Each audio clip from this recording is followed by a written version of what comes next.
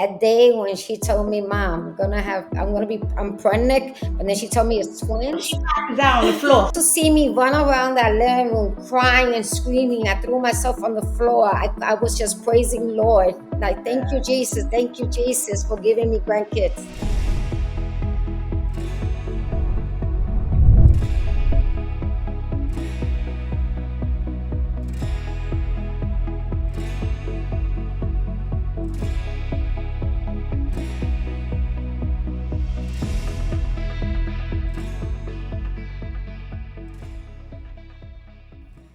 Hi, I'm Katherine Schwarzenegger Pratt, the host of BDA Baby. And I'm Maria Shriver, proud mom to Katherine and proud Mama G.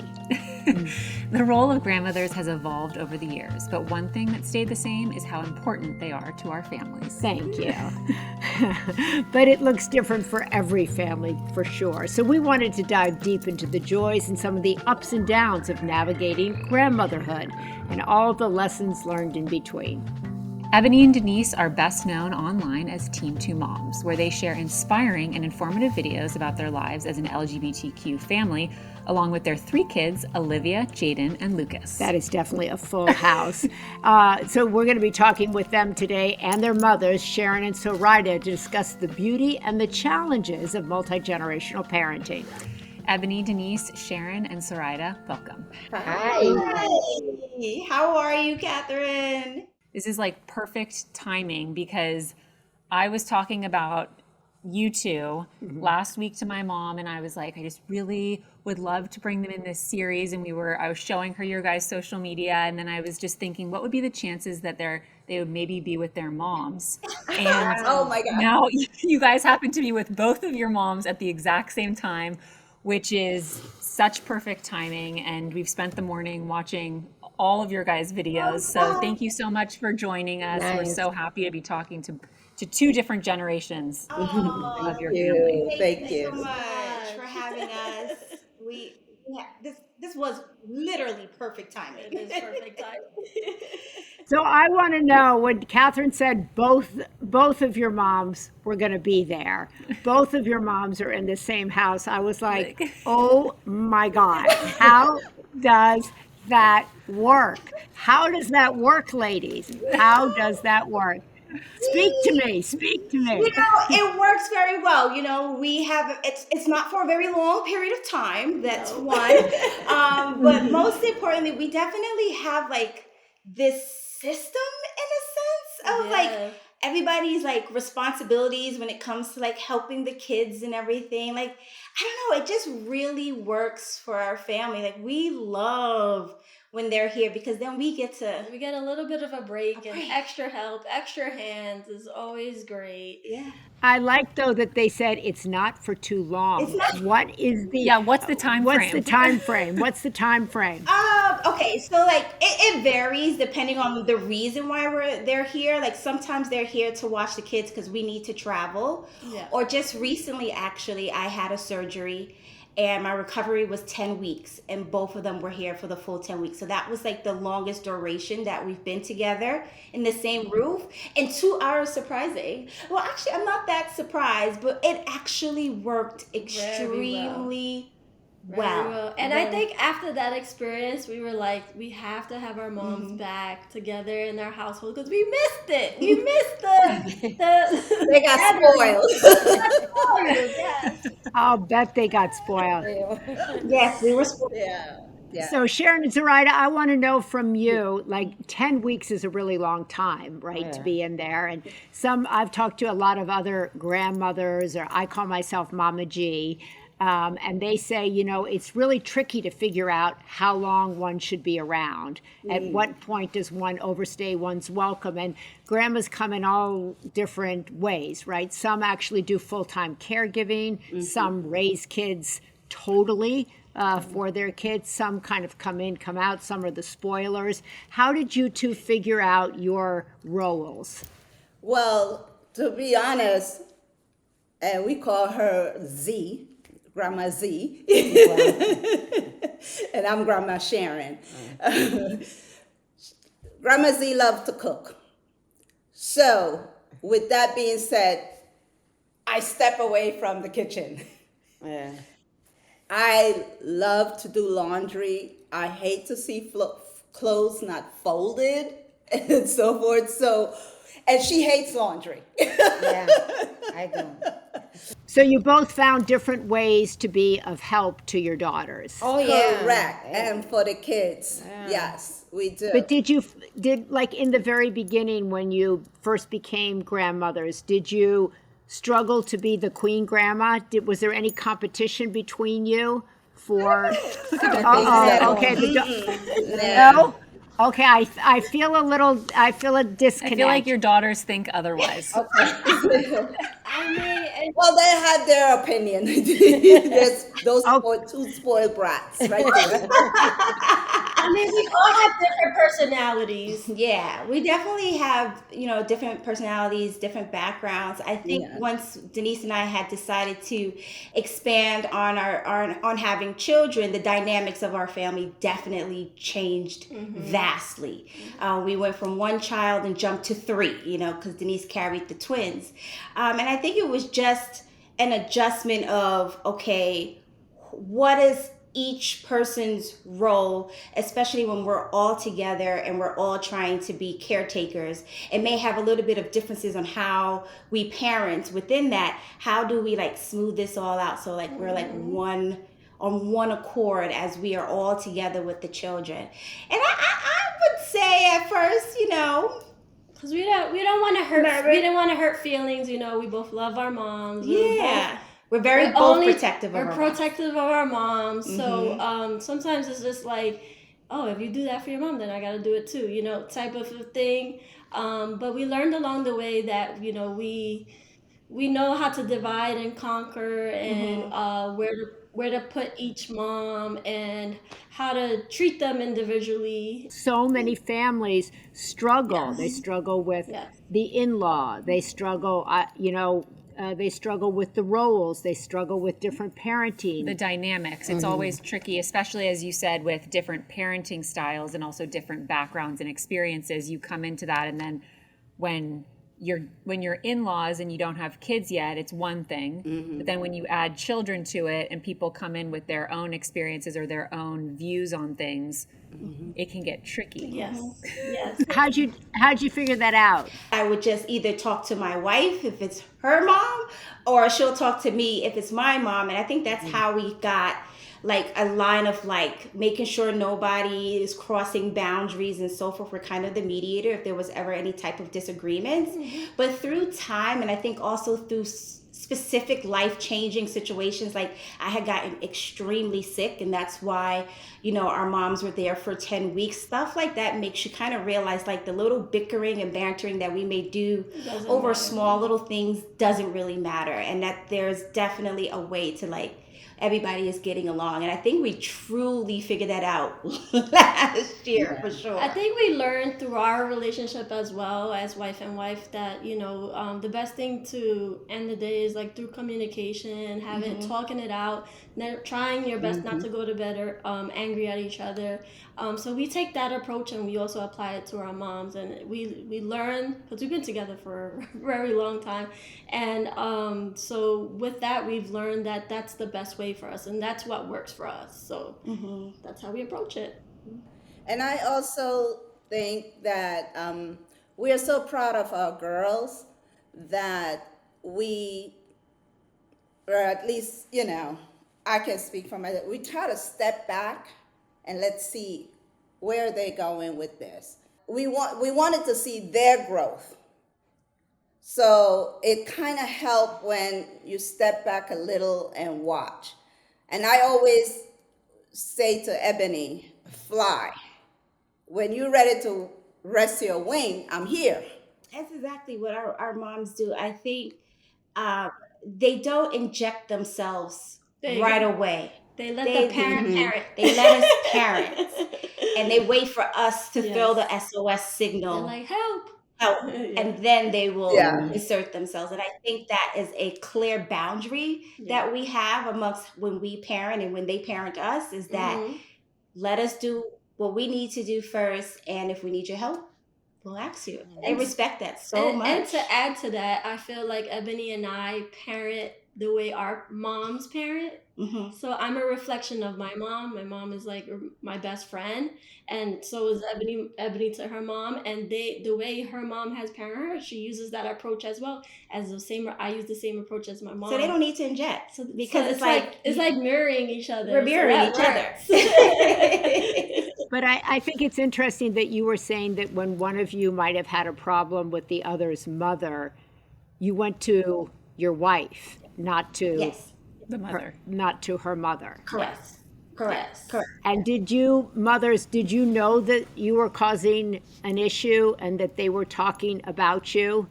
Sometimes, to be honest, they will say something, and then it's like, okay, as long as you guys are okay, I understand, let's step back. Like what? Give me an example. Like what? Like, let's say the schedule that they would leave. For the kids. So when we go away, we're a little detail oriented because we Yes. have like a really foolproof routine with the children, and the children are very used to their routine as well. Yeah. So we would leave a list of things, time, emergency contacts, food, everything that they're supposed to have, and they may deviate They're definitely from said deviate. list. Girls, here's to deviating. Here's to deviating. Okay, Let's so go. what I did is that I set alarms. Yeah, she sets alarms So I don't get in that trouble. just goes slow. Because them kids will tell their parents everything. Sharon and Zoraida, I'd like to know what is it you hope to, what are the lessons you hope to instill in your grandchildren? What do you want them to say about you, your involvement in their lives? Well, that they can always call on me. That grandma is there. And I don't know how old are your grandkids, but right now I'm at the point with Olivia where she and we could have phone conversation, and I am loving it. And I always say that to all three of them. No matter what, grandma is here. You guys got your parents, but just know also that grandma is here. So you want them to be able to count on you, to know that you're a presence that they can count on. Yes. And that's why any chances that I get to be around them, I do. That way that they could remember from this on early age, grandma is there. And these ladies here have no problem with that, because like I said, we have to respect boundaries no matter what, they're the parents. Like I get texted from Jaden that states, can I come and pick him up or send an Uber to him for him so that he could come because mama don't want to order McDonald's for him. So it's like little things like that. Like he already know, well, you know what? Let me reach out to my grandma. Let me go. Yeah. It may be something as simple as the McDonald thing. When you blend families and also different generations, communication also doesn't come naturally to a lot of people. They come from Correct. families that don't communicate as much as maybe some families do. I remember when my husband and I first got married, he's like, your family communicates a lot, which is such an amazing thing. But he came from a family that didn't communicate as much as we did.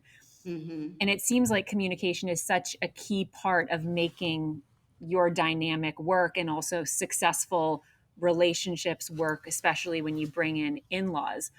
Was that something that came naturally to all of you to be able to communicate so easily and well with one another, or has that come with time?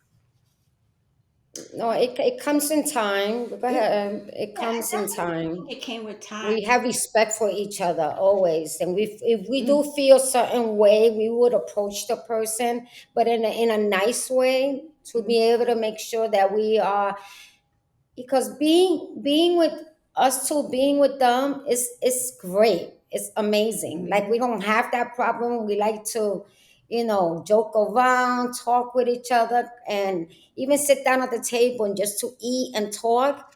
It's the best thing. Yeah, and so Denise and I have been together for 20 years. And it's a little bit hard to reflect on the time where the communication may not have been well, because it's been years now that the communication has been well. Olivia being 12 years old, I would say the communication has been great between the four of us for at least 10 plus years at this point. And again, it was progression over time of just being able to either, it depending on what the topic at hand is. If it's something very sensitive of how we're feeling, then we would talk amongst each other first, because our bond is most important right now, right? We're the parents, we're the wives, like our bond is extremely important. So whatever is bothering us, if it deals with our moms, we like to talk about it first and see what's the best approach of how to mediate a situation that may be going on. You first interviewed them because they're a sensation Huge. on social media. No, that's way too much credit. Way too much But credit. they share everything. You share everything. You share about motherhood, your journeys to motherhood, which is so beautiful to be so open about. And, you know, you've been able to connect with your three children with millions of people all across the world. And you show your children, you show your family dynamics, you show both of you guys as moms, and then also you show your own mothers. Yeah. Why was that important to you to create this brand of Team2Moms and be able to be so open about your life and your journey? It's important for us because our audience is the youth of the LGBTQ plus community. And so often we hear stories of where their parents aren't supportive of the choices that they're making to be their authentic selves. And by us sharing, hopefully, our story and our moms, we're not only educating, within our own community, but we're educating outside of it to show parents that they should support their children no matter their life choices. And if your child is choosing to be their authentic, genuine self, you should definitely support your child and love them unconditionally. And I feel like by sharing that dynamics between us and our moms, which is truly genuine, like we absolutely, they are super supportive of who we are and who we chose to love in life, that it gives so many people hope. It gives them hope that maybe if I show my parents this video, they'll understand me a little bit better. Or maybe I can choose my own family and have a chosen family that will love and accept me, that there are people who will love me. There's a community that will accept me. And I feel as though that has always just been our biggest mission of being Team2Moms, is just to spread positivity, spread awareness, acceptance, and love. Lots and lots and lots and lots and lots and lots of love. And it's just very important to show like all these different avenues of respects. Not only are we a part of the LGBTQ community, we're women. We're women, we have so many layers to us. So we're part of that. We're women.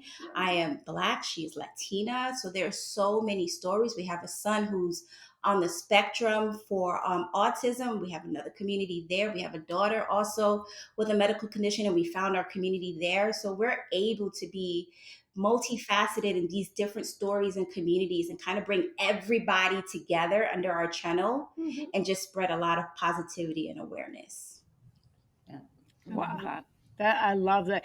Mamas, did you ever have any misgivings at all about your daughters and their lifestyle choices? And have you just been supportive, no problem from the very beginning?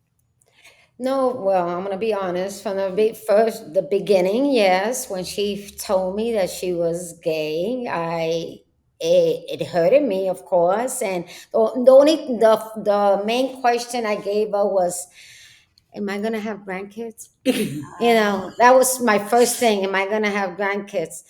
And she said yes. And then when she first, when she got pregnant, I think maybe you saw the video. All right, guys. Denise is pregnant. So just to see me run around that living room crying and screaming, I threw myself on the floor. I was just praising Lord. Like, thank you, Jesus, for giving me grandkids. That's my daughter. That's my life. That's my best friend. That I would never, I feel happier now and feel safe that I know my daughter is okay. She has an amazing woman, a beautiful woman. I mean, the relationship that they have for each other, I want that for partner. I'm a single woman, but I want like I want a man like my daughter, and the wife would be, and Ebony would be me. But I always tell my daughter, if I could find a man like you, I would love him. I think I would ask him to marry me. I mean, yeah, it's very hard to find a partner out there. It's very difficult. I think that's why I feel you. I feel you. they have the Yeah. amazing relationship. Yeah. It's so amazing. Like I tell everybody, these two, oh my God. You still see they've been together. How long have been married? They still hold hands and they kiss. Where do you see that? Just looking at that, the love that they have for each other, Yeah. it's amazing. Like they already want to tear me. I want to start crying, but no. It's amazing the most beautiful love they have for each other. Yeah. Beautiful, beautiful. And that's what make us feel good. Yes, to be honest, as Aziz also said, at the beginning when she announced it to me, I mean, I was taken back, but I got home and I said, well, wait a minute. She's working and in college. She's very respectful. She's not doing drugs. That's my child. That's right. I have to continue love my child. And here we are. And here we are. Bravo. I want to ask Sharon and Zoraida, because both of your daughters have made a decision to really be very public with their family on social media. That's something that wasn't a part of your guys' life when you were raising your children. Right. Did you talk amongst yourself and go like, what are they doing? Is this good? Should we talk them out of it? Did you have any misgivings about that? Do you now? Did you talk about that amongst yourselves? My concern was all, especially when the kids came into play, what are we doing to protect them? That's where my defense mechanism went up. I remember at the beginning, I used to try to go back at people on social media if they said something negative about them. And then my daughter says, Mom, leave it alone. And what I learned too is she, being a replica of me, would also feel the same way. But Denise is the balance. She would be like, nope, leave it alone, leave it alone, leave it alone. Yeah, we've been doing social media for about a decade, since Olivia was 1 year old. And, as my mom was touching on, Denise and I are yin and yang. I'm more like, let's go jump off a bridge. And she's And I'm like, like, hold hold on, on. wait a minute. Let's think about Let's this. think about it. The cord can pop. So with that balance applies to how we navigate the world of social media and how we navigate being a family with children on social media. And also what my mom said, I also echo, I think the biggest concern for all of us was just keeping our safety, making sure we're doing everything to preserve our safety and uphold our safety. And, it's been a great ride. I think our moms understand that our presence online is needed, and we're just trying to advocate and be a voice for underrepresented families like ours. And I think that portion of it, and seeing how the outpour of love and support and reach we get by far outweighs any negative energy that we get. Our moms have always been just very super supportive of what we do online. And we use the negative comments, and we turn that back around, and we we look at it from a different perspective, a different lens, and we say, okay, this is a lesson for us and a lesson for our viewers. So we are going to take this comment and turn it around and educate everyone about how we feel and how we see our family. Yeah. I just think our mission and purpose on social media, by far, they understand that greatly. And that's why they're so supportive of us. What's the best advice you've gotten from your mom, and what do you think your kids get from having their grandmothers around so much? There is no limit to what you can achieve in life. If you put your mind to it, you will accomplish it. And she's always bestowed that in me. I like to say I'm a very strong individual where if I have something that a challenge, a task, a goal, I'm going to do everything above and beyond to reach that goal. And that definitely comes from my mom, and just seeing her as a single parent raising me, and how she had to balance so many different hats to ensure that she achieves her goals in life and to make sure I achieve my goals at the same time. Yeah.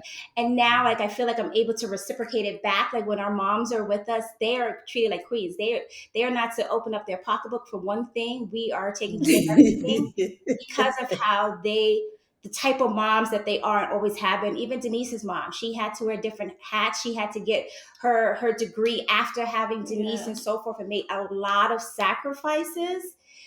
We've seen their sacrifices and know what we need to do and how we need to show up for our children. Yeah, that's exactly what I was gonna say. I see my mom shows me hard work and what hard work looks like.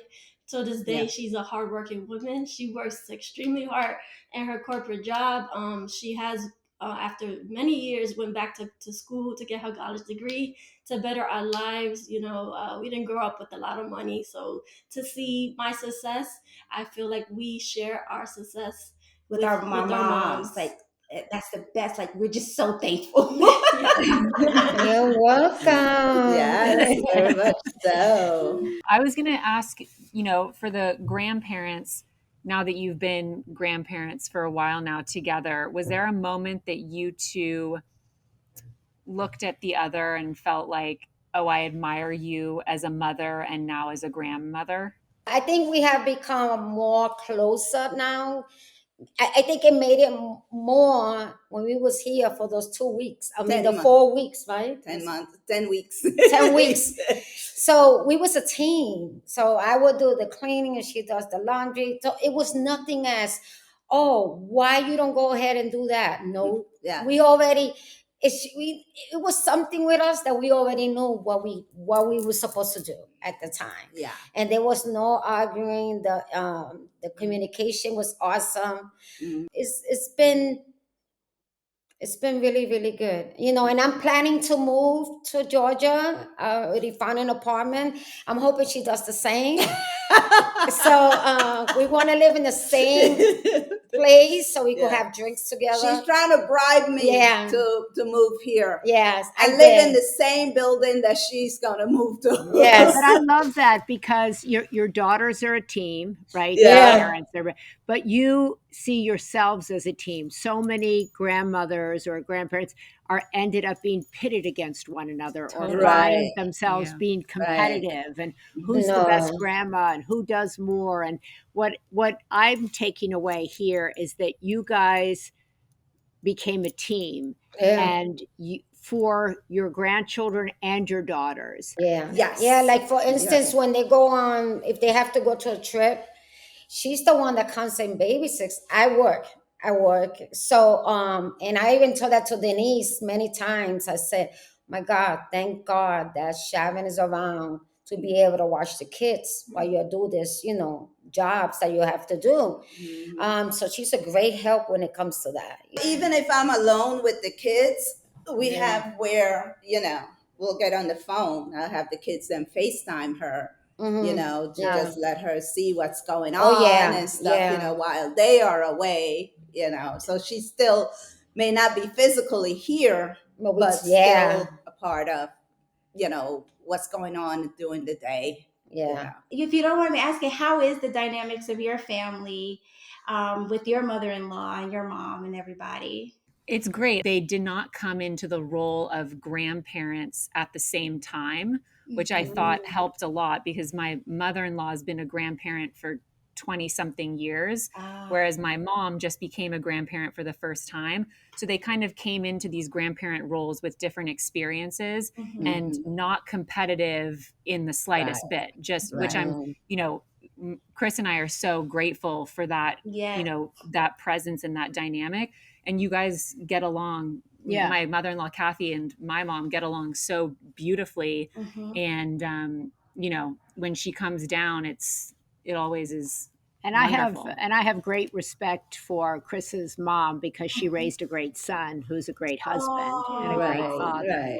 So Yeah. I bow down to anybody who raises a great child, right? And so for me, I've tried to, honor her in her own right. And her brother, Catherine's brother, just got engaged.